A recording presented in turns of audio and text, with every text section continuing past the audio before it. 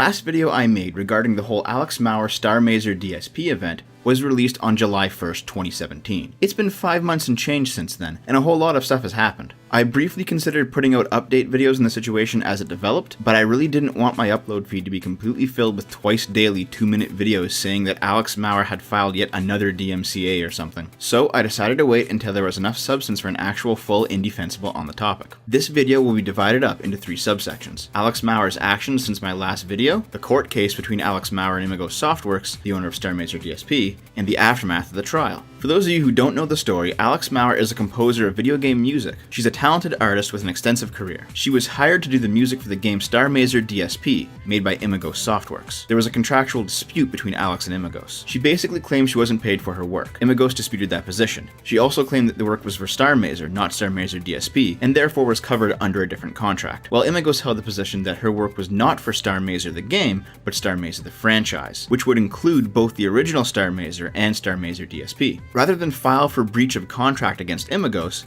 Alex instead decided to start filing DMCAs against YouTubers playing Star Mazer DSP, claiming that because she wasn't paid for her work, she retained all copyrights to the game's music. And when YouTubers contacted her about those DMCAs, she tried to conscript them in her public relations fight against Imagos, stating that if they wanted their videos back, the affected YouTubers would need to put pressure on Imagos to pay her the money she considered due to her. Of course, this backfired in her face, and in retaliation, Alex began issuing DMCAs for multiple other games she had worked on. This eventually culminated in Alex getting put into a mental institution and the DMCAs getting dropped. Just so we're clear, this is a very brief rundown of events. I'd recommend you watch my previous Indie-Fensible and Dumping with Scrump episodes on the subject to learn the details. But this brings us to the point that my previous videos left off on. After securing her release from the institution, she continued to DMCA YouTube videos, violating both her word and legal agreements stating that she would stop. She also began to issue DMCAs to Steam in an attempt to force Valve to stop selling the games, and even went so far as to send a cease and desist letter to Turner Broadcasting. Games affected not only included Star Mazer DSP, but also a number of other indie titles, the most high profile of the bunch being Duck Game and River City Ransom Underground. This was all very well documented, with Sid Alpha putting up a new 5-minute video every time Alex Mauer did so much as take a shit. Hey, whatever pulls in the views, bro. Even as legal action began and restraining orders were served, Alex continued to file DMCAs, make death threats against herself and everybody else, and basically self-destruct her entire career. Alex managed to hurt a lot of people in the short term, but she'll never recover from this. After going down in a blaze of glory, who in their right mind would take a chance on working with Alex Mauer? I had a few lengthy private message sessions with Alex myself. When we talked about her dispute with Imagos, she maintained a specific and consistent position, that she wasn't paid for the work she did, that Don Thacker, the owner of Imagos Softworks, was an all-around shitheel, and that it was completely unbelievable to her that everybody was focusing on her DMCAs rather than what she considered to be the true injustice, her not getting paid. She went so far as to insult my and others' journalistic integrity for discussing her actions and not Imagos' actions. And we will discuss Imagos later in this video, but I want to make something clear right now. I'm not a journalist. I'm a shitlord with a mic. I do my best to be objective, but I won't let somebody like Alex dictate to me what my channel covers and when. And no, getting petty and comparing my view count to Total Biscuits won't convince me either, Alex. I don't need external validation to know that for all of my flaws, I still know how to answer this question. Are traps gay?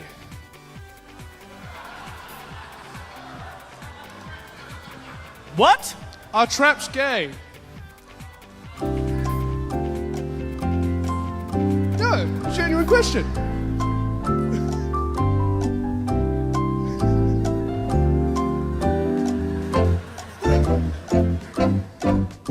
But that's not all we talked about. Alex and I also discussed why she was attacking YouTubers and whether or not she would continue stopping. And it's in these conversations that I think I got to know what type of person she is. For example, she's a trans person, and she said that anytime someone misgenders me or violates my privacy by showing pictures of me as the wrong gender, they are shitting on my effort to gender transition. She said that she had no desire to continue her career as a composer, and therefore had no problem torpedoing it if it means taking other people down with her. She talked about being a victim of sexual assault, and while I won't go into the details, she brought it up in such a way as to say that her past victimhood made her blameless for her current actions. She spent a lot of time acting like she was in the news, even as the story faded and people moved on. She routinely gave me suggestions on how to make her meaningless statements and threats more newsworthy, and threatened to withhold the next bundle of meaningless info if I didn't cover things the way she preferred, or at one point if I continued to refuse to call myself a journalist. And finally, months later, when absolutely nobody gave a shit about her anymore, and after she had blocked and unblocked me about 3 times, she PM'd me out of the blue to ask to talk because everybody else had been boring her. I told her that not all human interaction existed solely to entertain her, and the only reply I got was a smiley face. I'm bringing all of this up in an attempt to show who Alex Mauer actually is. From my point of view, Alex appears to be some kind of borderline narcissistic sociopath. She doesn't care about the damage she causes to other people. She uses anything she can get her hands on as a shield for all of her wrongdoings. She has no problem with using people, or at least attempting to use them, with flawed carrot or stick methods. Flawed because she doesn't understand that her priorities are not the same as other people's priorities. I don't know why Alex is the way she is. Maybe it was the sexual assault, maybe it was the fact that she began transitioning in her 30s, and therefore probably has a low chance of successfully passing or living as her gender of choice. Maybe it's the depression drug she stopped taking, or maybe it's the female hormones fucking with a body that has been male for a significant amount of time after puberty's ended. But regardless of the reason, in my opinion, Alex is a heavily damaged, self-destructive individual that completely lacks empathy for other people. But, on the other side of this dispute, the wheels kept turning. Don Thacker had hired Leonard French, the video game copyright attorney, to represent him, and the case against Alex Mauer quickly got underway. And in the months since I've commented on the situation last, the court case itself became a whole other shit show, which would be extensively covered and explained in a series of live streams and videos on Leonard French's channel. Let's go over the timeline of events. On June 25th, Leonard addressed Alex's use of the DMCA as a way to force Imagos to honor their contract with her. Let's listen in. There was apparently a contract dispute, perhaps she didn't get paid or something like that,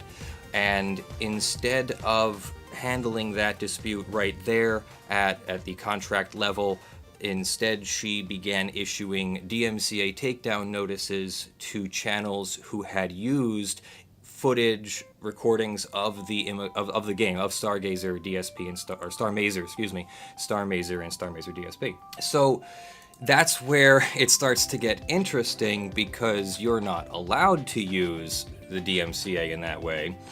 She's not allowed to issue copyright strikes against channels if she doesn't own copyrights, or if she's just asserting a contract dispute with the producers of the game.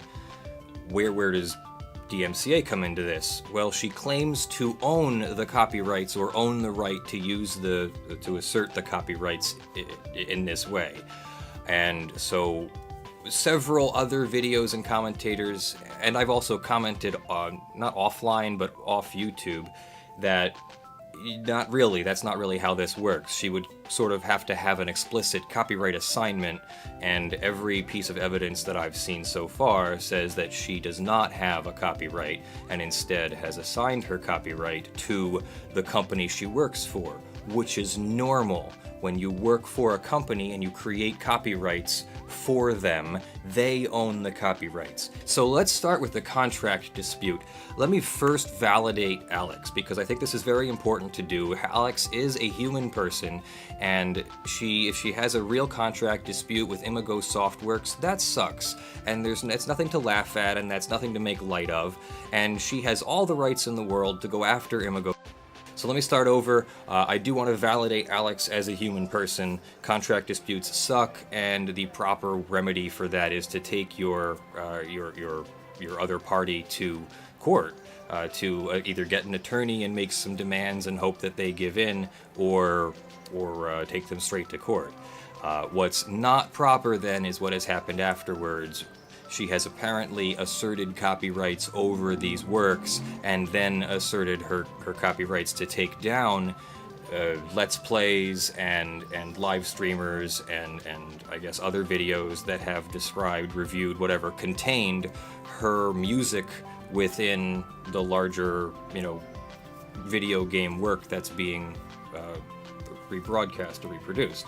So that's not how copyright works. I absolutely agree with Leonard here. Everybody has vilified the fuck out of Alex, and maybe with good reason, but those hideous actions have entirely overshadowed another question that nobody seems to be asking. What if Alex had a legitimate claim against Imagos? Everybody's assuming that she simply has no legitimate claim because she's behaved so poorly, when that is not necessarily the case. But it is her poor behavior that has overshadowed that claim, and it certainly was not the best legal way to go about getting her money. On July 7th, Leonard filed the claim on behalf of Imagos against Alex. There's nothing really of note here, though this preamble is pretty interesting. Don Thacker is an artist with a dream he's had since he was 9 years old. A dream of creating a retro shooter video game franchise he calls Starmazer. In January of 2015, Don's company Imagos Softworks began a successful crowdfunding campaign, raising $193,566 to help fund development of the game. Don's dream was coming true. $193,566 from crowdfunding, eh? That's a pretty hefty chunk of change. Well done, Don. Let's just keep that figure in our back pocket, though, for later. Also, maybe this is me and my ignorance of court proceedings showing, but does the prosaic of a filing always sound like a poorly written youth novella? As it turns out, Alex actually got herself a lawyer, a Mr. Frank Mazzio. Mazzio, being new to the case, requested that the court give him a week to prepare. On July 13th, 2017, the court ordered that Alex would stop all DMCAs while the case proceeds, and that they would return on July 19th to discuss a temporary restraining order being placed on Alex. Mazzio got the 1 week he asked for, but it turned out to be for nothing, because about half an hour after the hearing, Alex fired him. Why? Well, let's take a look at the text messages sent between Alex and Mazzio around this time. Mazzio: Alex, I just tried calling you. I think we need to discuss this further. If you really do want me to discuss it with your dad instead, please send me his telephone number. Thank you. Alex: As far as I'm concerned, you're fired. Mazzio: I'm just trying to do what's best for you. This was a stressful morning. Let's talk this afternoon. Alex: Are you harassing me now? If you keep not responding to your own client, I will add that to the next complaint to the judge.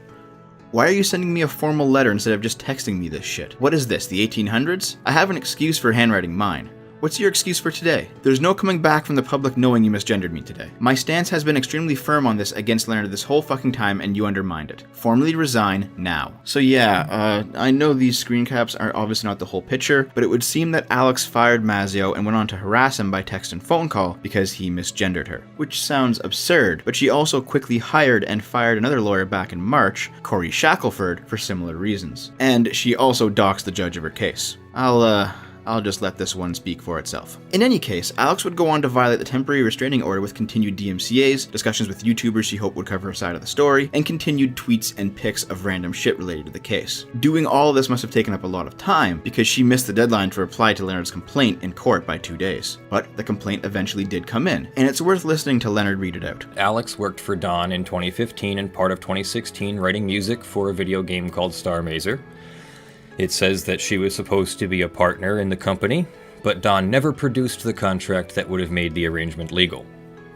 Instead, Alex worked under a contract that was a film crew form in which Alex was a freelance contractor. Alex was supposed to be the music composer, and she did that. In fact, she was constantly ahead of the rest of the development team, so that she was given other tasks mostly involving appearing on an online TV show to promote the game. As Alex has stage anxiety, this was great stress. Alex also moved to Seattle at the behest of Don Thacker. Shortly after Alex was there, the publisher for the game backed out of the deal, and Alex became extremely anxious as Don was having trouble paying members of the team. Alex suffered panic attacks and moved back home to PA. Alex and other team members tried to advise Don that the game was too complicated, and eventually it was apparent that the game Star Mazer was running into problems. So Don decided to make a new game, DSP. This game could raise money for further development of Star Mazer. By the time Alex started working on the DSP contract for work on Star Mazer, started working on DSP, the contract for work on Star Mazer was expired. Alex asked for a new contract several times, but Don never produced a new contract. She then goes on to make some bullet points here. The original contract was never fulfilled, inasmuch as Alex was not paid in full for the amount of work that she did. Alex contends that Imagos owes her $9,000. Alex waited for nearly a year while being promised more pay, then asked for her music to be removed from the game DSP, which was done. Alex tried to communicate with Don and his attorney, but was given no response for 2 months. Out of frustration, Alex warned that she would take down videos from the internet with her music from DSP on them. There was no response. Eventually, Alex took down videos with DSP music on them. There was no response at first, but then Don's attorney, Mr. French, began making YouTube videos about Alex, and there was a sudden outburst of hate mail directed at Alex. Defendant asks that Mr. French cease and desist from making videos about the defendant, as this was resulting in hate mail being sent to defendant. Let's trim all the fat from this document, because it actually does have a nugget of value amidst all the whining. Alex contends that Imagos owes her $9,000 for work she performed under contract, and that Don Thacker was having problems paying not only her, but all members of his staff. This is important to note too, for later. And let's also note, for good measure, that in the same video Leonard confirms that yes, Dawn was having some problems paying people. You're going to hear me using equivocating language because I don't want to affirm anything that she's saying here without first going through my legal research. So, but I am going to deny a bunch of it. Shortly after Alex was there, the publisher backed out, and Alex became extremely anxious as Dawn was having trouble paying members of the team. These are sort of out of order. Dawn started having trouble paying members of the team after Alex began asserting ownership of the game and telling, like literally calling and emailing and writing and telling people that she owned the game. This began privately, more privately, a year or more ago, not just this summer when she started saying things publicly. These problems began occurring a long time ago, and the publisher actually backed out later, not earlier in the chronology of things. And the having trouble paying people was as a direct result of Alex and some of her things that she was saying. Yes, it's possible that there were some normal business delays in paying people or something. I don't really know what the timing was. If there were, is it possible that Imagos sent Alex a check a little bit late? Yes, it's possible. And if that's a big problem, she has remedies to bring all of that up. There's a lot of legal back and forth that happened from the beginning of Fall onward, a lot of it being standard court procedure and inconsequential to this video. What we can take from it is that Leonard didn't really pull any punches, and Alex proved herself to be absolutely inept. On December 1st, Leonard announced that Imagos had won against Alex Maurer, and did a stream with Don Thacker describing the settlement and release. Basically, this whole shit show finally ended because Alex Maurer had essentially agreed to Leonard's terms, which were as follows. Alex Maurer hereby forever releases Imagos from any claim, including but not limited to copyright claims, that she has or had on any and all intellectual property, including but not limited to Star Mazer DSP, Motivational Growth, Beelzebuds, Melissa A Game of Choice, Duck Game, Tumblestone, Sizzlefist, Potato Man Seeks the Truth, Jazz Punk, Legend of Dungeon, and Legend of Party. Both parties also release each other from any general claims they have against each other. Alex also agrees not to disparage Imagos any further or file any future claims against them. So there, that sounds like a done deal, right? Well, maybe not. After Alex signed the settlement and the court entered the order of dismissal, this was Alex's reaction. Wow, I'm shocked. Just because I have no interest in defending myself doesn't mean I thought the judge wasn't smart. I thought the judge would shoot down the settlement for obvious reasons. It's hilarious to me that this is happening. The judge looks like an idiot. Ha ha ha. Apparently Alex thought that when she declined to defend herself, that the judge should have stepped in and done it for her. The whole obvious reasons thing you're talking about, Alex, that's part of defending yourself. And you need to make these reasons clear to the judge as part of your defense. Not simply say, well, no, you figure it out. No, man. Do your own legwork. You've got to make your own case. This really feels like the classic SJW response of, I don't need to educate you, shitlord, and I'm very happy to see it finally get shot down in a legal setting. Alex didn't like this, though, and kept emailing and calling the judge about it, to the point that the judge had to file this order. Pending further order from this court, the party shall only communicate with the court and its staff through documents filed with the clerk of court. What this basically means is that despite Alex Maurer going on about how she's been harassed and how terrible it is, she has actually begun harassing the judge personally through his private contact info. If you ever had any sympathy for Alex's situation, I expect it has long since evaporated by now. Mine sure has. So, that brings us up to speed on the actions of Alex Maurer and Leonard French and the court up until now. If Alex continues to act out, here's how I predict it will go. She will continue to not give a shit and file DMCAs or make disparaging remarks in public, regardless of any restraining orders placed on her or agreements she has signed, and because she has no money to garnish damages from, eventually she will be put in jail for her actions. Or maybe she'll just move on with her life. Either way, it seems like any serious involvement from Alex Maurer on this topic has now come to an end. The Imagos story doesn't end there, however, and it's here where you, if you're ethical anyway, have to ask the question I posed earlier in the video. Despite Alex's terrible behavior, did she have a claim against Imagos? Well, legally, if she did, she agreed to release it when she signed that settlement and release. Fine, but did she have a claim before that? Was she actually not paid $9,000 for her work? I mean, at first glance, that's kind of hard to believe. Remember that in the information that Don Thacker provided to Leonard French for his paperwork, it was revealed that Imagos had collected around $193,000 from crowdfunding.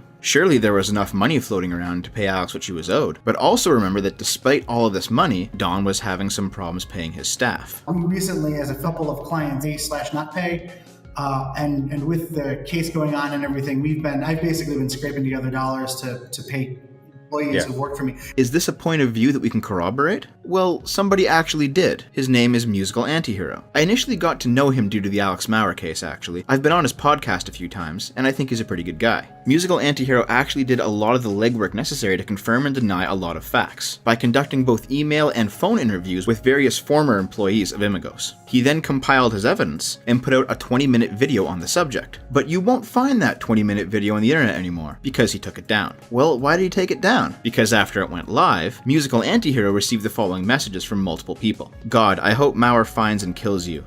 Can see why your ex-fiancé slept with 10 other fags, you fucking backstabber. Fuck off and die, you piece of shit. You just ruined the Maurer case. Can't wait to piss on your grave. What you fucking did to Dawn? I can't believe it. You're worse than Cuck Alpha and Total Bitch Kit. Gonna skullfuck your corpse too. Worthless fag. Should tie you to the bumper like Cuckboy Maurer. There was apparently more, but Musical Antihero didn't have the screen caps of those as they had occurred on Discord, not Twitter, and he was no longer in the relevant Discord servers. But I'll read to you his message to me describing what happened to him. LOL, well, after the video went up, things were pretty alright for a few hours. Some nice discussion was had, and generally people wanted to ask questions. About 2 or 3 hours later, it hit the Lawful Masses Discord channel, and that's about when all hell broke loose. While Leonard seemed a little off-put but generally calm, his community was not. Got a ton of harassing messages from that, as well as in a few private Warcraft community discords I was in. Things also started popping up on Twitter afterwards in my DMs. In an effort to stymie things, I left the communities that harassment was coming from and tried to just get off Twitter. Later, another game dev would clarify a few points from the video, who made quite a few assumptions about a source, and Don apparently jumped down his throat and labeled him as malicious, confusing him with the original colleague who had passed the story on to me. That I've got screenshots of kicking around. And here are these screenshots, apparently from Leonard French's Discord where Don Thacker is addressing all of this. Let's see what Don has to say. Who are all of these ex-employees saying the same thing? Because we've been able to dig up a contractor whose work was not usable and whom we didn't pay because of that, and my ex-girlfriend. I'm gonna step back from this. If you can't be open and honest about what you're saying, there's likely something wrong with it. Why would people need to secretly talk about wrongs done to them? Why would my ex need her voice changed for a video? Leonard and I will provide, openly, everything we have to be as transparent as possible. Early in the year, when Alex was on her tier, she sent a bunch of emails to news outlets trying to prove some kind of conspiracy. She had a list she'd obtained, likely from my ex, of people my film company owed money to. She included 15 people, and only one of them actually responded. Also my ex, though she asked to remain anonymous. Another claim made in this package was that everyone quit and everyone hates me or something. I confronted the members of the team with this and have, in writing, their positive responses. None of them has done or said anything Alex has claimed outside of Alex's fictional report. Only my ex who, when confronted, told me that she was just trying to get Alex to stop talking to her and told me that she feared for my safety. There is no story here. I ran a business poorly and fucked up a lot in pursuing a dream with friends. There were the types of tensions you get from starting an enterprise with people, and those were compounded with me breaking up with someone and entering into another relationship while that person was still on the team. The only sensational thing about our course is that Alex did what she did. Everything else is, as I've been told by fellow devs, pretty standard. There was a guy who was going to get to the bottom of this with this amazing package of news he was given by Alex, and he started interviewing people.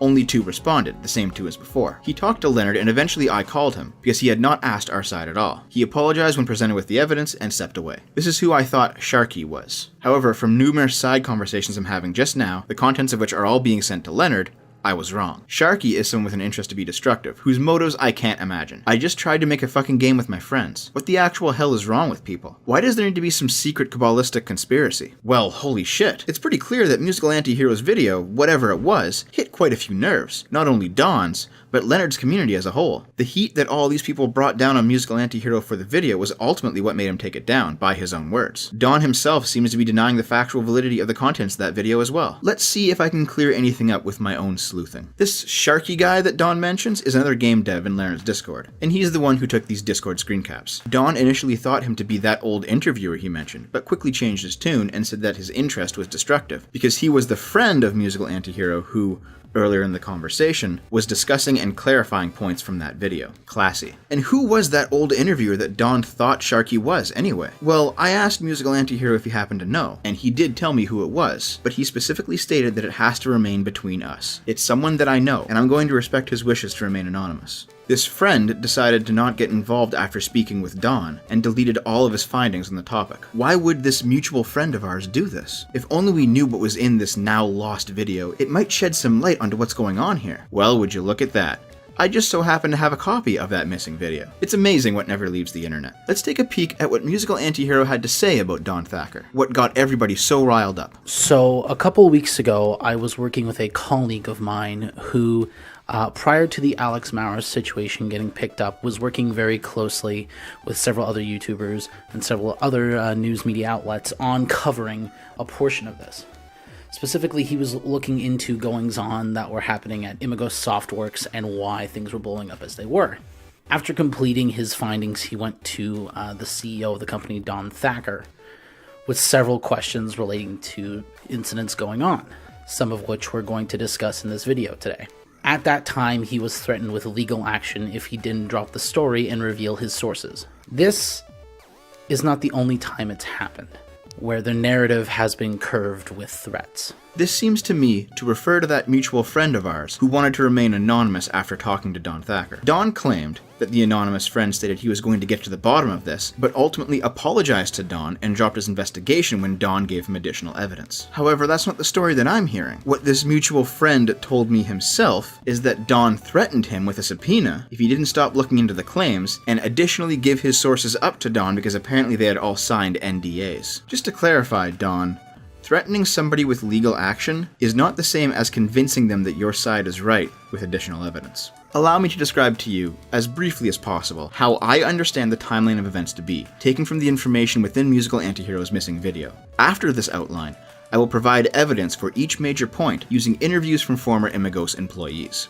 What it seems like is that if Alex Maurer is owed anything at all, it's to the tune of $4,000, not the $9,000 she asked for in court. But it's also not clear, as we get into some of these testimonies from Imagos employees, that Alex is not the only person who is owed a paycheck from Don Thacker, with some of these paychecks reaching the 5-figure mark. These people will likely never see their money, as Imagos now only consists of 2 employees, Don Thacker and his current girlfriend, Lindsay. Everybody else has been let go. So, let's follow the money. In February of 2015, Star Mazer's Kickstarter goes up. Around this time, Imagos begins hiring people to work on the project. A few of them, like CastPixel, don't stay very long, as it's clear they're not going to be getting paid, and frankly, if you're smart, you demand at least a bit of money up front before handing over the final product. And as we know from both Kickstarter's page and court documents, the money raised was around $194,000. Additionally, Star Mazer had multiple publishers, which provided financial backing for the project throughout their tenure. Adult Swim Games was on board until about mid-2016, when an ownership dispute arose. Adult Swim Games had agreed to fund the game Star Mazer, but Imagos released a game called Star Mazer DSP, which is a different project. Neither project's ownership was ever negotiated with Adult Swim Games, but it was made clear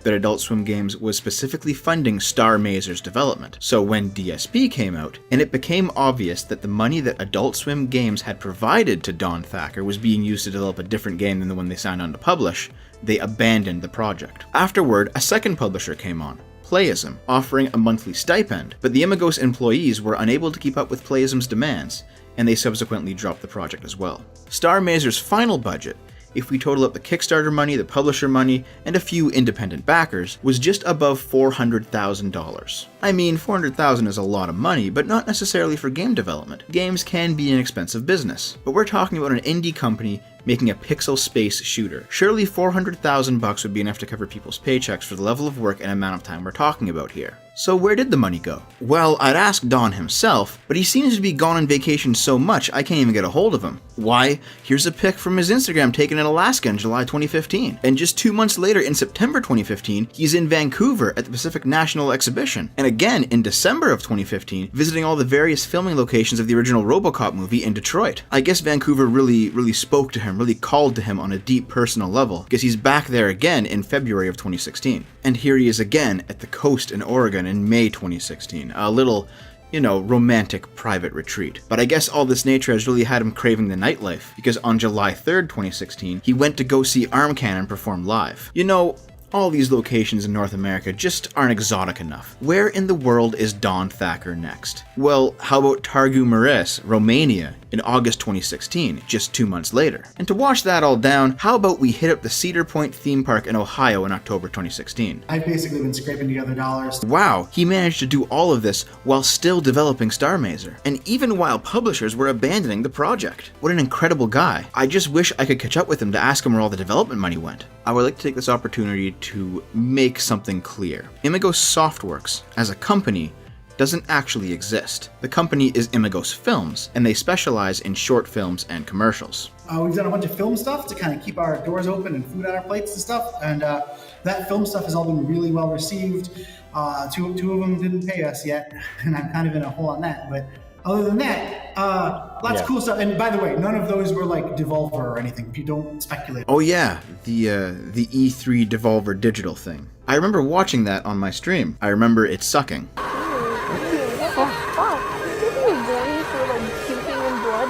You want your fucking trigger warnings, Naomi? I do. For fuck's sakes. But hey, Don Thacker's been doing the indie film thing for a while, but he's always really wanted to make video games. So he began his project under the name Imagos Softworks, but that never really existed beyond a label Don slapped on the project. It was always Imagos Films, and when people donated money to what they believed were the development of Imagos Softwork-made games, that money probably went to go fund Imagos Films movies. And Don hoped to make enough money back from those movies to fund his game projects. At least, that's the best case scenario regarding where all the money went.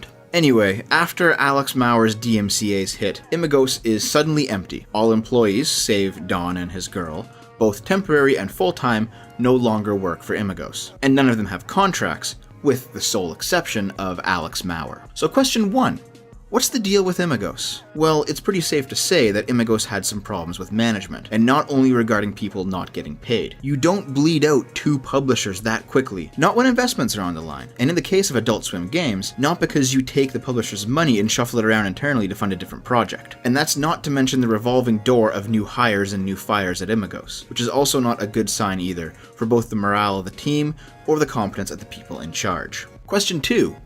Is Alex Maurer actually owed any money? In my opinion, there's a pretty good chance she is, because almost everybody else who worked for Imagos are also still owed money. People who were hired during the Kickstarter, people who worked while the publishers were backing the project, people who even continued to work right up until Alex dropped her bomb, are all owed money. I mean, Alex's conduct since then has pretty much destroyed any chance of her getting paid. But is she owed? The possibility is there. There's no paperwork. No contracts, with the exception of Alex. There's evidence of money going missing, but there's no evidence of where this money went, or who is owed what. And if people are owed something, it's going to be extremely difficult for these people to get paid even if they force the issue legally. The only person we can trust regarding what money went where is Don Thacker. Do you trust him? Question 3.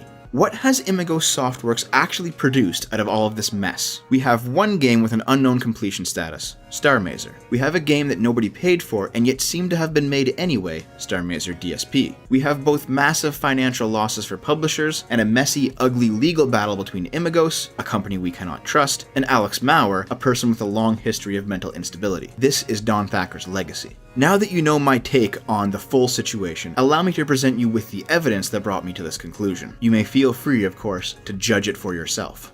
I talked to multiple sources within Imagos Films and Imagos Softworks, as well as outside, in putting this video together over the course of the last month. Some people were very eager to discuss things. Others, decidedly less so. However, most decidedly wish to remain anonymous, almost unanimously for the fear of interpersonal conflict and legal suits. As such, a lot of the information I'm going to put out here on the screen today, I'm going to redact in order to protect identities, job titles, and specific dates in time.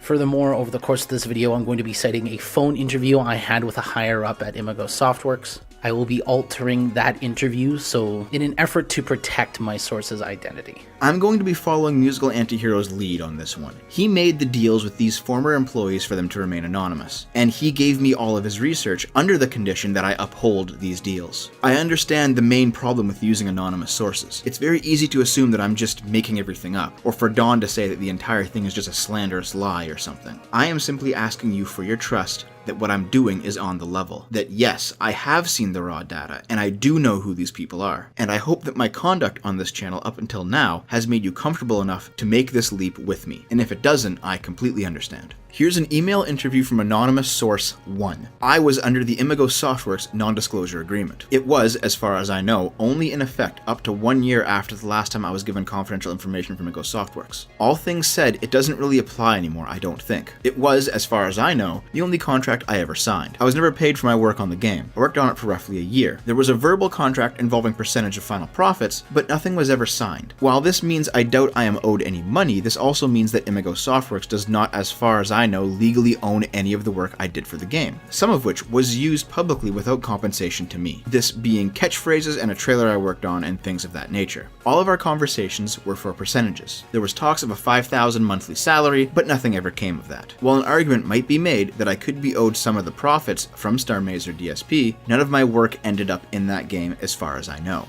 I know that other members of the team were owed money, didn't have contracts, and were paid much less than they should have been. I heard about this a decent amount while working. Also, a large amount of team members would rotate through the game.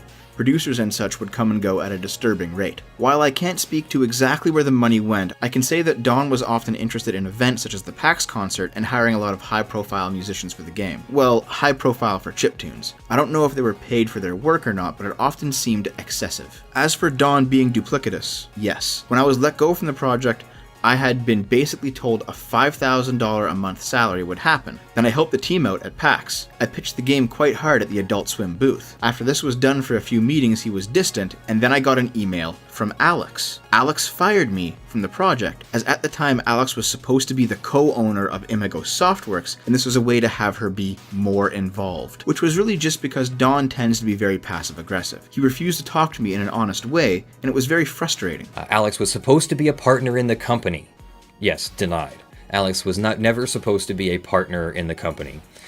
Maybe Alex had talked about it or something, I don't know, but Dawn has made clear to me that she was never ever meant to be a partner in the company. Alex fired me from the project, as at the time Alex was supposed to be the co-owner of Imagos Softworks, and this was a way to have her be more involved. Alex was never supposed to be a partner in the company. Alex was supposed to be the co-owner of Imagos Softworks. Want was never supposed to be a partner in the company. This whole Alex is a partner thing, it's now corroborated by another person. Leonard, do you want to change your opinion on that? Denied. Alright. He would often seem to be out to be angry just to be angry, or fights just for fights. Sometimes popping into meetings with me and another coworker unannounced and giving us pop quizzes. He also tended to push a crunch mentality, which is never great. Now, I want to temper all of this with the fact that Don is, I would say, mostly just a businessman. I think the project got away from him, and he's a passive-aggressive man like many people I've worked with in the industry. Admitting he's wrong or has made a mistake is something he would never do. In fact, he often got very upset at me if I admitted any kind of weakness when pitching the game. I think he'd never made a video game before. Oh, he'd worked on them, but making one and having that kind of budget is hard, and it escaped him. I did also see a pattern of using people and taking advantage of people, but if I said this was singular to Don, I'd be lying. This is very common in both Hollywood and the games industry. Interns and crunch and etc. is all fairly expected, and people put up with it more than they should because it involves the work they love. Here's another email interview from anonymous source 2. I have to censor significant parts of it to protect the identity of the person involved. I believe I did sign a non-disclosure agreement. More of a blanket NDA for all work, Imagos Films and Softworks. This person held an upper management job title that I have to redact. Being sandwiched between the company owner and executive producer and the director, who are the same person, is a conflict of interest and did not allow me to do my job properly. To clarify, when someone in my position has an issue with the director, they would normally take it up the chain. In this case, Don was the entire chain, creating that conflict of interest. I was shoehorned into adhering to his will. I am not owed any money. During my tenure, I personally made sure everyone was paid for their work. There was occasional pushback from Don, who ultimately signed the checks, but everyone was paid in a timely manner. It is no coincidence that my departure and the deterioration of payments coincided with each other. Once Don was in control of the money and didn't have me to hold him accountable, it was his show. He had the power. I cannot speak to this definitively because I've never had full visibility into the company bank account, but I can say that Don did not have another full-time job that I know of. His apartment was quite expensive. He had all the toys. video games, CPU equipment, etc. I am unsure how he paid for everything, but I can guess. He would tell me that he took editing jobs for friends and did make some money on the side, but he also said multiple times that robbing Peter to pay Paul is a thing and is how business works. Again, I wouldn't use these quotes as verbatim, but they are as accurate as my memory allows. I am not out to ruin Don. I want to make that clear. He does mean well. However, he is quite a narcissist and a borderline, if not full-blown, sociopath. He has trouble connecting on an emotional level. Everything is black and white to him. To his credit, he was able to connect with me when I had some issues in my personal life, but it seemed very topical and disingenuine. I credit the effort, but the relationship always felt strained, and to be honest, I could never fully trust him. I left Imagos because I had no clout or authority to do my job. It was strenuous to my relationship, life, and health. I refused to work for him due to the trauma and just general lack of alignment, creatively and logistically. Here's a phone interview from anonymous source number 3. I'm only including the relevant parts of the interview, and this may get a bit long. So I originally wanted to reach out to you about some concerns I'd had. I was talking with a colleague who brought up that before this whole thing blew up with the current litigation and all the DMCAs before that, that he was looking into reports that employees of Imagos Films and Softworks that were working on Star Mazer, it wasn't just the current defendant of the ongoing litigation that had been unpaid for work. In fact, there were several people that had been significantly underpaid for work. Yes. Literally anyone who says to you they are owed money is owed money. It ranges from, a couple $100 here and there to hundreds of thousands of dollars, depending on who you're talking to. Let's see, I personally was unpaid for a lot of my work, and I was criticized pretty heavily when 1 month I kind of started letting it slip a couple days and then said, hey, I really need to get paid, and I was told it was my turn to not get paid. I did get paid for the month after, and then nobody got paid anymore from last January. Yeah, we were all paid in December. January, no one got paid anymore, and that's when the Star Mazer team left. So I think literally there's only like 2 people working on Star Mazer right now, which is Don, Thacker, and Lindsay. The team left. Okay. Now, January is when the first DMCA claim came in against Star Mazer DSP on Steam. Can you clarify what you mean by what the team left?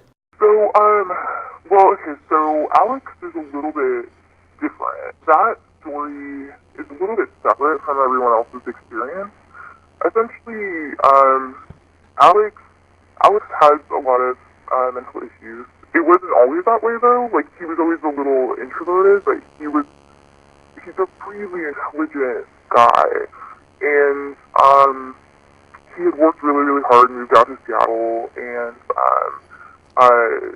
things started falling apart. He got really paranoid, and he got really frustrated with Don because Don doesn't like paying people, and if you ask him to pay you, then he'll freak out at you, and that's really hard when you're really slaving away at something. And Alex had done a ton of work, and he'd been forcing himself to be an extrovert when he's very much an introvert. He got really, really upset because he was like, hey man, I really need to get paid. And part of that was he left because he had medical issues for a little bit. He was like, I'm going to be gone for a little bit, and then that became longer and longer, and then he wanted back pay, and he wanted pay for the time he wasn't working, I believe.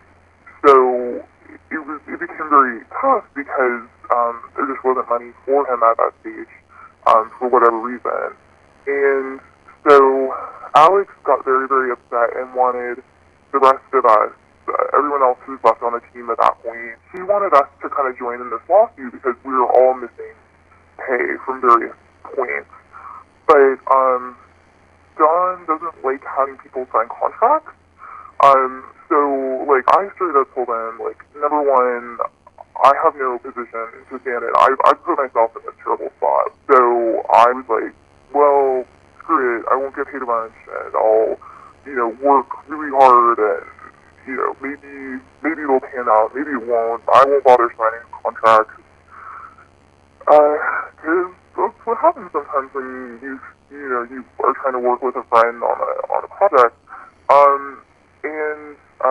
So none of us were really interested in doing Dawn with him, and he got more and more frustrated. He got kind of more bitter about it, and he kind of lost himself in his own little world, and he was striking out and lashing out. And I think the fact that we weren't supporting him made him try and find outside sources to support him, which is when he started approaching other musicians who he wanted to kind of back him up, and then other people on the internet, and then finally it ended up with all these people who had represented his work in some form on YouTube. I'm sorry, her work. Geez, sorry. Like the last time I saw Alex was a male, so it's a little confusing. No, I understand. I totally understand.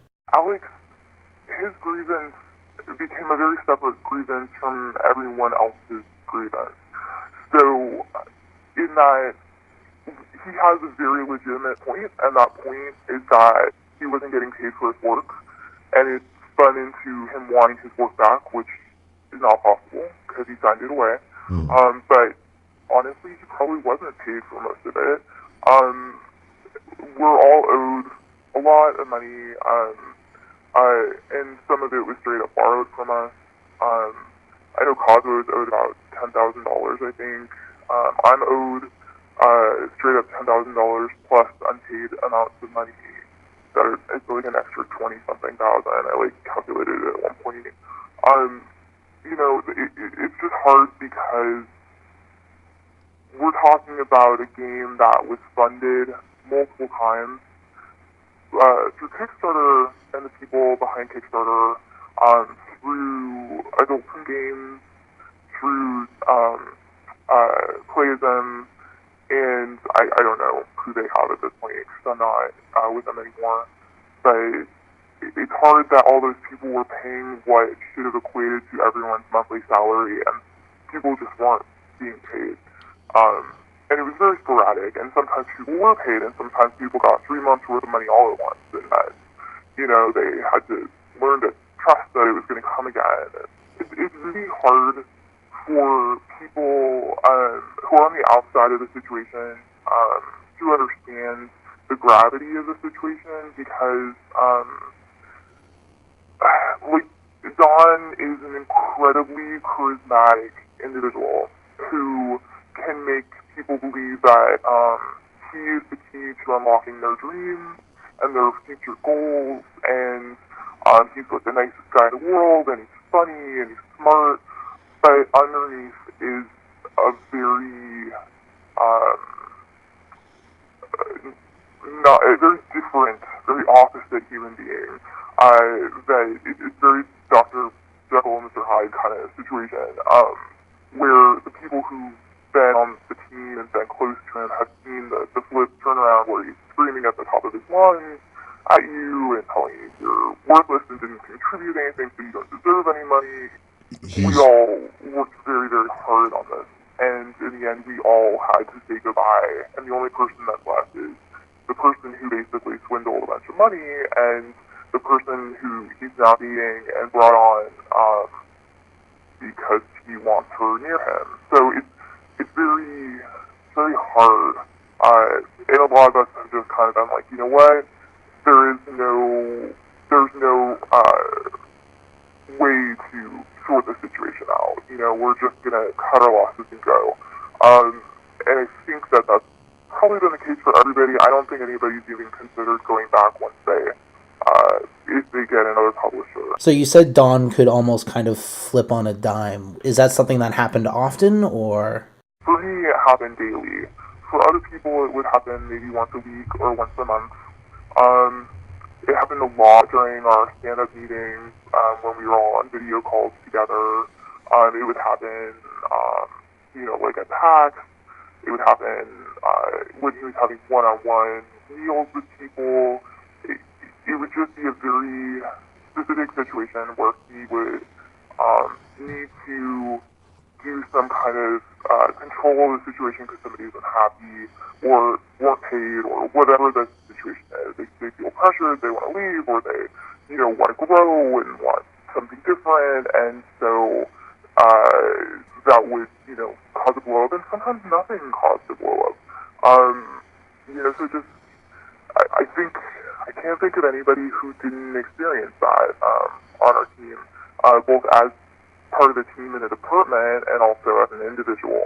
I think we've each been approached by various news outlets and various individuals who wanted to kind of break a story on why Starmazer it hasn't really gone anywhere, isn't, actively being progressed, why people are no longer part of the team, and I think we've all probably spoken out at various points to various people, and usually, the fear of getting sued makes people go, oh, actually I'm not going to pursue this story, or people get convinced by Dawn that it's not true. Personally, I don't care anymore. Because I moved on with my life. I wish Starmazer had come out. It is basically throwing away several years worth of work, and that's hard. So I can see why you probably haven't had a ton of perspective being given to you outside of Dawn, and I don't know who else you talked to, if it's just been people who are on his team, or I have no idea. But anyone who was there from the beginning I think we all feel very burnt by the situation, and I can very much see how Alex got to the place that he was, and managed to, and is, with the aid of being slightly mentally ill, well, severely mentally ill at this point, because it was just so much pressure, so much stress, so much emotional turmoil, and that can make somebody snap, especially somebody who is prone to snapping, and it's just unfortunate that he snapped as hard as he did. I know that when he started just being so public and being so aggressive online, I emailed him and it was like, hey, buddy, people love you and people care about you and people are genuinely your friends, and I just want to ask you right now to close your laptop and go outside and just whatever happened on here has happened, and just leave it, just walk away and have your life again. And he responded with, "You're not my friend, fuck you." Yeah. One thing you mentioned earlier is there was a lot of backing behind it. Of course, I'm aware of the Kickstarter. I'm aware that at one point Imagos Softworks was partnered with, I believe it was Devolver Digital. We were never with Devolver. No. We were with Adult Swim Games, and they gave us at least $50K. It might have been more. I think the long-term goal was to give us additional funds. And I know the kind of the thing that Don told us, the reason why we left Adult Swim Games, which what he said to us was that because we had launched DSP, Adult Swim Games felt very deceived, because we were making another game as a game, and they were funding one game, and then it was well, who's going to own the secondary assets? And so they freaked out and bolted, and then he said that he really felt like they were funneling that money into, I think is it Foxtronauts? Maybe, I'm not quite sure what it is, but it's some other game that came out that year. But I don't know what it actually was, because I didn't talk to them, so it could be what it was, but it could very much not be what happened. But ultimately we did lose Adult Swim Games as our publisher, and then Dawn went on a frantic hunt for a new publisher, and that's when we got Playism. And what Playism was doing was giving us a monthly stipend. Okay. And so that was supposed to get us through X amount of time. And what happened was in last October we went out to Tokyo Game Show. We were hanging out with Playism, everything was great. And then in November, I think the head of the company started to question our timeline, and there was some miscommunication / deception about how long and how far behind we were, and they thought they were going to get a game in like 4 months from the time. Like they thought they were going to get a game, I think, in April, and we were going to need like another year and a half at least. There was just, we were so far behind. We didn't even have really a working build. It was horrifically bad in that like they would have had to pay so much more money for this little indie game. And so the head of the company found out, and in December they just didn't pay us. And they kind of started shutting down talking to us. And at the time, Don threatened them and told them that he was going to go to the papers and let everyone know that this company was going to refuse to pay this indie team with a lot of heart right before Christmas. And so he threatened them on a phone call, and they are an upstanding Japanese company who you can't really like threaten somebody's reputation in Japan and have it mean the same thing as it means here. Mm-hmm. So they kind of they sort of sat down and were like, cool, lawyering up. And they paid us for that month, and that meant since they paid us, we had to deliver or else we lost our game. And we weren't going to be able to deliver that next milestone. So that's when things really crumbled. John kept telling us, hey, I'm working on it. I can't pay you guys right now, but I'll let you know when I can. I bowed out at that point and was like, I can't work somewhere where I'm not getting paid. And I think pretty shortly after, the artist left. But before I left, Cado, our social media guy, and Austin, our programmer, left in November because they had already had enough, and they just wanted to do something else with their time. They really felt like the game wasn't going to come out. They felt like they weren't getting paid, and they were just kind of fed up. So, yeah. Right. In regards to all this additional funding, the question I've got to ask, just to put it out there, what happened to all of this money? Did it all go into salaries? It all went into production of the game, or is there still a lot unaccounted for? To answer your question, there is it's so confusing because Imagos is two companies, right? There's a film company and a game company, and when we got $195,000 from the game community to make this game, we were also in post-production on a film called Depth, which was made for Frictional Games, and Frictional Games had given us, I think it was like $70,000. It wasn't a lot, but it was enough to almost kind of make a feature. And so it wasn't enough though for finishing up post-production. So Don was looking for additional resources, and he found a resource from a guy who's an early investor in Amazon, and he was giving Don an extra $100K to kind of help with that. And so there was that money, and then there was the game money, but the money wasn't coming fast enough from the guy, the investor for the movie.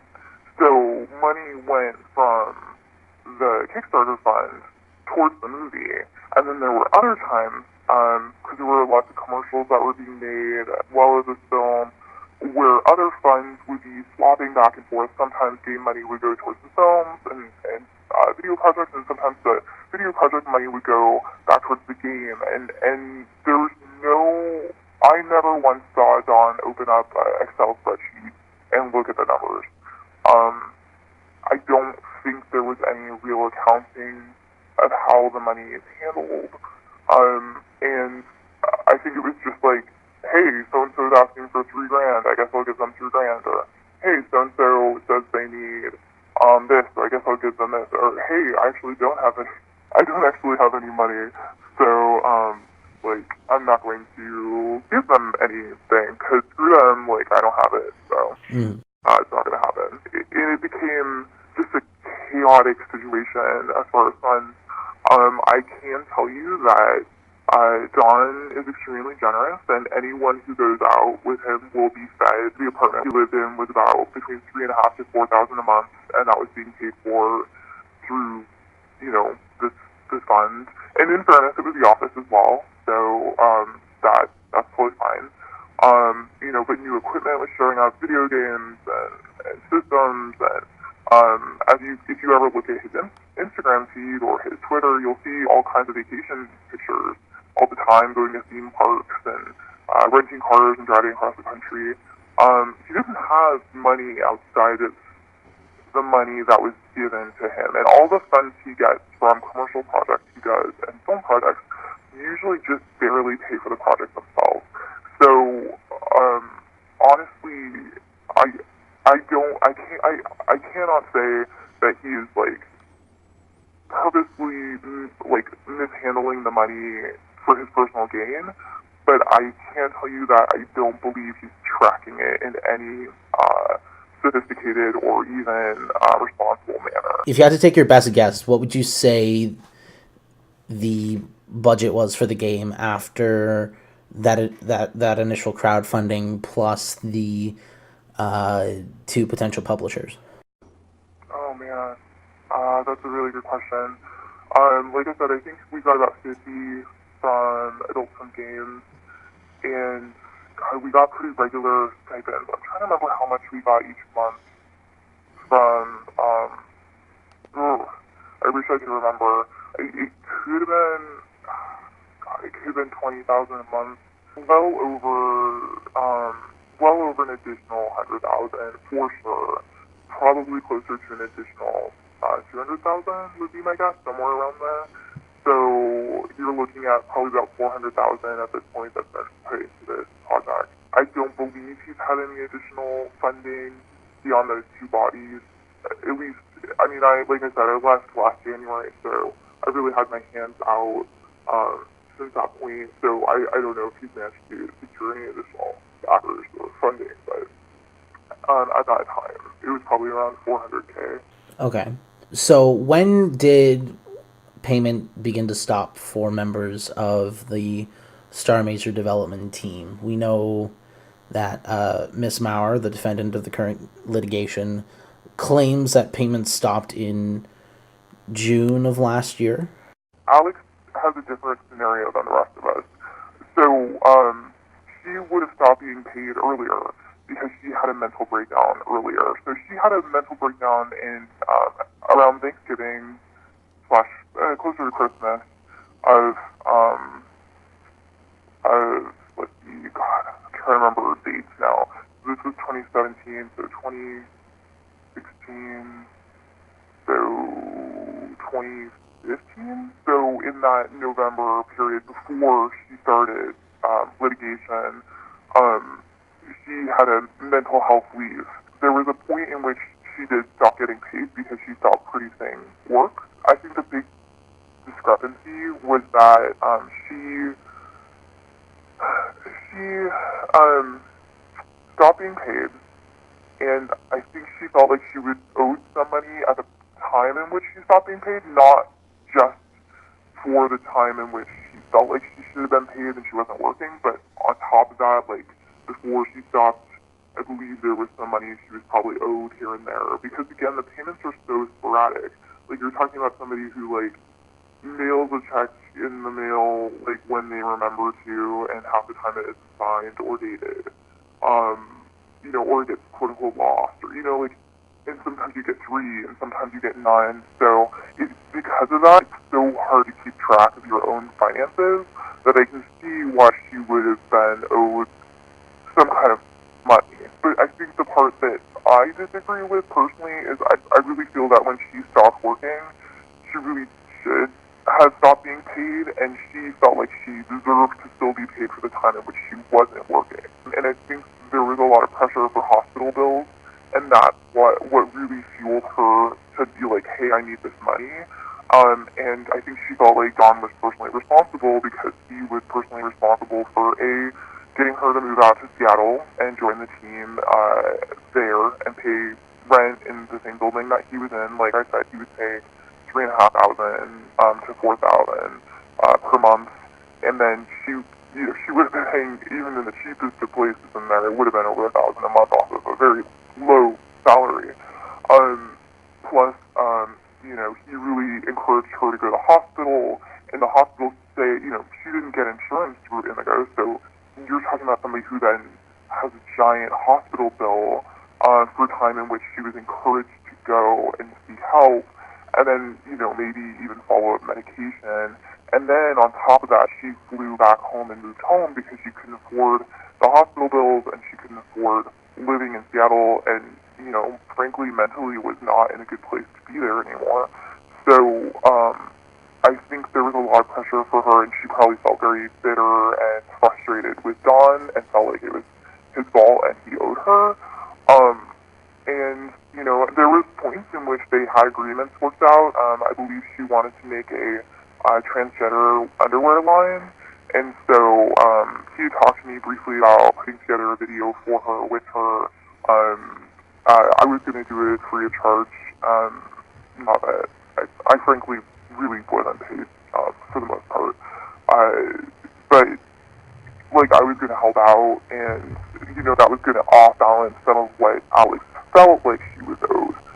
But there are no numbers. There's no way of keeping track of who is owed what. There's no spreadsheet. The fact that Alex had to sign contracts, I honestly thought it was forged at first. Aside from Miss Maurer, were any of you under contract with Imagos? Any sort of payment plan, non-disclosure agreements, confidentiality? Yeah, that's such a good question. I don't have any signed NDA outside of what I signed for Imagos Films. And it was good, I think, for 1 year, and I signed it in 2013. I think I had a couple deal memos for the feature film, and that was put together because there was a production team to do that. I never signed a single piece of paperwork. Personally, I don't think anybody has a contract. I can't say that for sure. You have to check it with them. I sure as hell never did. Don hates signing paperwork. He might have signed agreements with bands, so that they had contracts saying that they were participating in it. And because Alex was initially kind of asked to sort of co-run Imagos Softworks with Don, and he was supposed to sort of at various points potentially be the co-owner of it with him, and Don had even wanted him to go down to the bank with him and sign paperwork together and do Washington State business bureau stuff together, but that never happened. Alex was never supposed to be a partner in the company. Alex was initially kind of asked to sort of co-run Imagos Softworks. Was never supposed to be a partner in the company. Co-run Imagos Softworks. Denied. But I can see why Alex may have ended up with a contract. But I don't know that anybody else had one. But I'm just not sure. It's just so hit and miss, and like I said, it's so disorganized. It's per person, everyone has their own experience and version of this. So I really believe that people knowing what's going on with the thing that they back and the thing that they care about and the thing that they believe they know what's going on with, I wish that people did know, but it's just I've told so many people now, and it just never went anywhere, and I'm at the point now where I've got a really cool life, and I'm just gonna keep doing that. Additionally, after Musical Antiheroes video aired, Anonymous Source 3 offered several other statements in email. I had a fairly threatening text from Don, which caused me to block him on text and Facebook Messenger. I assumed he threatened to sue you. I'm sorry to hear you were attacked by gamers online. I have no idea why they would go after you, honestly, especially on a game that is notably late. I'm not sure who is up in arms over it. I know Will O'Neill, another game dev, has pointed it out several times on Twitter. I greatly appreciate you altering my voice, as I really did want to stay anonymous. However, it's also super clear to me how Don worked out I was involved. My cadence and word choices are very distinct, and of course, the intel I have is really a lot that only I know, such as the finances between Imagos and various entities. I cringed a little at hearing myself say how Don yelled at me every day. Thank you for keeping me anonymous. That is critical to me, as Don can blow up at me pretty bad, even for saying nothing. Here's an email interview from Anonymous Source 4. I had a non-disclosure agreement. Although those contracts expired after the first year I worked with them, I never got another contract after that first year. Originally, we had an agreement to give me a cut of merchandise and characters I designed for him, t-shirts and posters, and although he sold a bit, I never saw anything from that. Not that I care though, it wasn't much, and I'm moving on. As far as paychecks, I took a month off where I felt tension with playism because I was worried about working for an entire month for no pay, so I took on freelance work instead. I think I went about 2 to 3 months without a paycheck. It was pretty brutal. I racked up a bit of debt due to that. I can't remember the last month I got paid, but it was right before payments for everyone ended. Not every drop of funding was used for production. I believe most of it was spent on employees working on Star Mazer, but some of it went into promotional materials despite my frustrations such as Brick's cosplay and gun replica, or guest musicians, or conventions to promote. Not to mention we were paying the writers, director, musician, and producers a yearly salary, and this project needed to put all of its money into very simple iterations of the game and just basic art until we could expand. But we were making experimental game engines, a second side game, and holiday game art, Halloween event for DSP,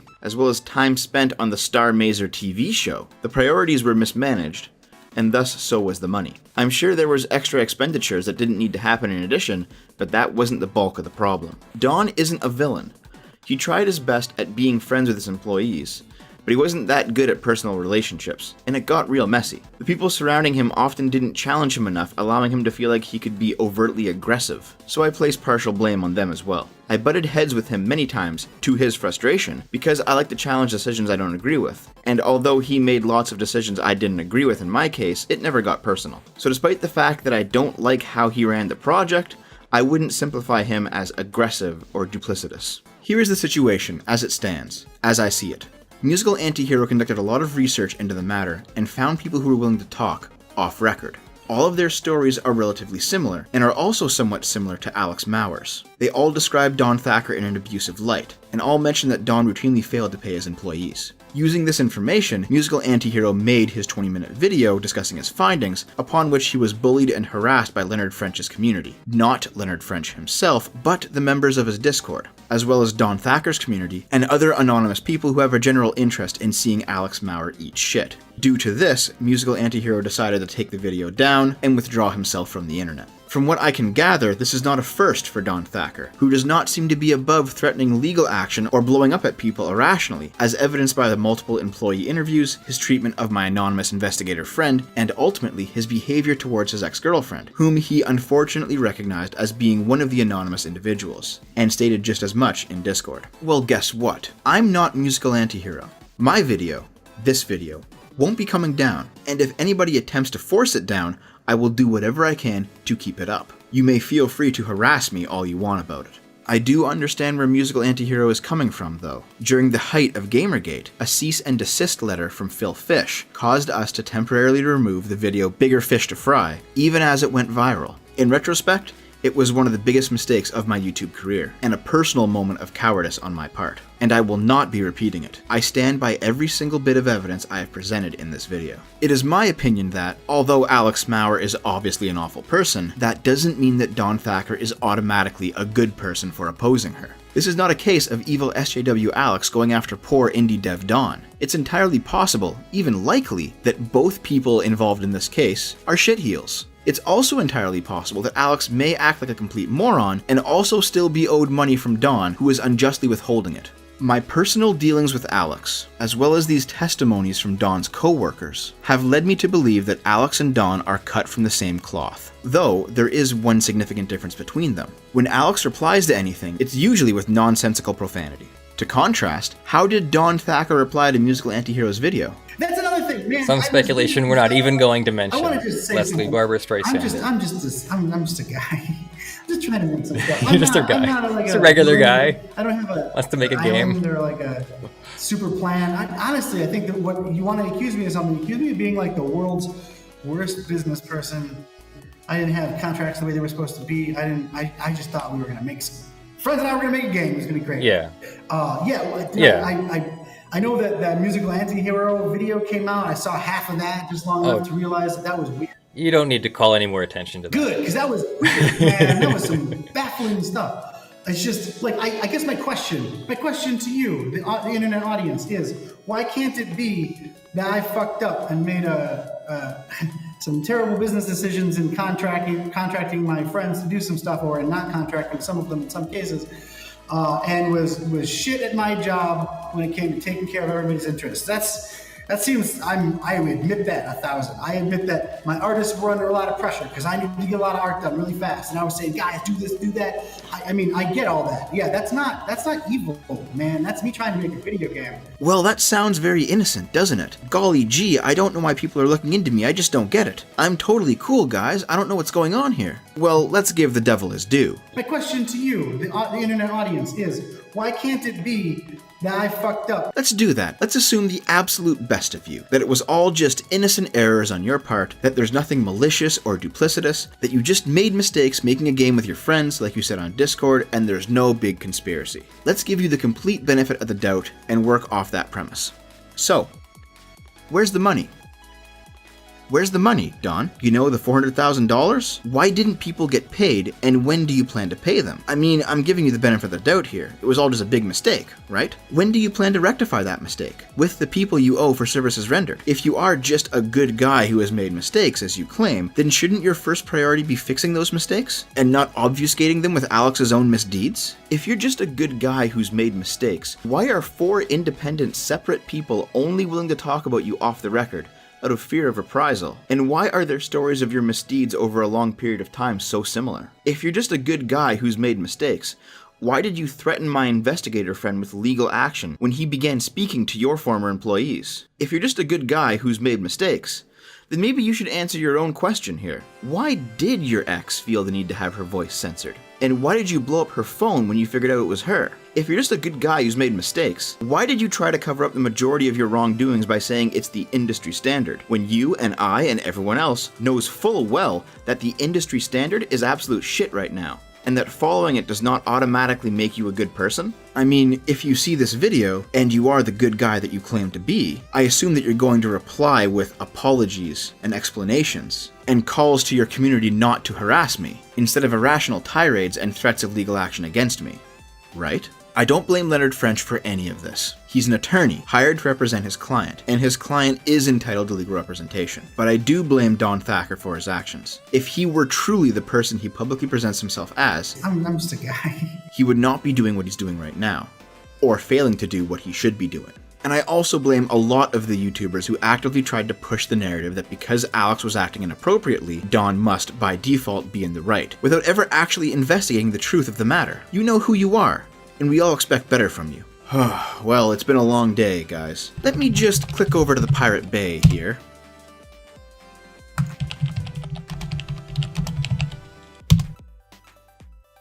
Oh, Dan. Did you want me to pay for a copy of your game? I see. Well, I understand. I am completely willing to pay for Star Mazer DSP, dude. Just as soon as you are willing to pay for it. We've decided to set up an initiative. I came up with this initiative a couple days ago. Haven't run it by Leonard yet, but I'm sure he'll either shoot it down or modify it. Here's my initiative. It's called the Imagos Creators Initiative. If you are a content creator, a YouTuber, an artist who's worked on remixes or extensions of our stuff, anything that has anything to do with Imagos, if you've been part of that in the past or are part of it now, I'd like you to contact me directly. Even if this means you're a YouTuber who has posted videos that got taken down or wants to post videos and is worried. And what we'll do, what I want to do, of course I have to run this by my lawyer, of course, but my plan is to set up a contract, a sort of informal business relationship, or I guess a formal business relationship, but informal in the case of no stock being passed or no money being passed, or whatever. But we could become partners. I'd like to be partners with you. I think that would afford you all of our support, our social support, our friendship. That's great. And ultimately, any legally binding contract that potentially can stop people from attacking people who are associated with us by business. Let's become business partners, all of us. John is it's a very personal matter. He's not an okay person in my life, and I've gone non-contact with him. But I did want you to have the information to know, if nothing else, if people are coming up to you and saying that they're not paid, they are absolutely not paid. Like, trust them. Don't anything Don says.